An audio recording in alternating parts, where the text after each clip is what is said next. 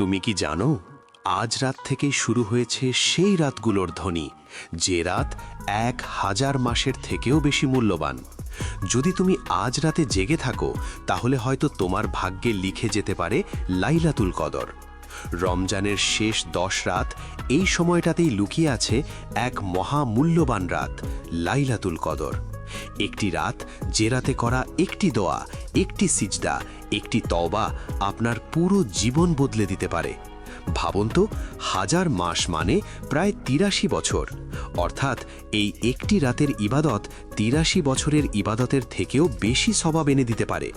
তাই আজ থেকে রাতগুলোকে অবহেলা করবেন না।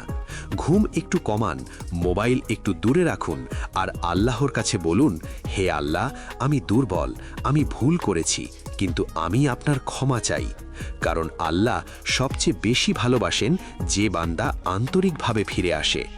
শেষ বার্তা, তাই যদি আজ রাতে আপনি জেগে থাকেন, একটু নামাজ পড়ুন, একটু কোরআন পড়ুন, আর একটি দোয়া করুন। হয়তো এই রাতটাই আপনার জীবনের লাইলাতুল কদর, কারণ আজ থেকেই কদরের ধ্বনি শুরু হয়েছে।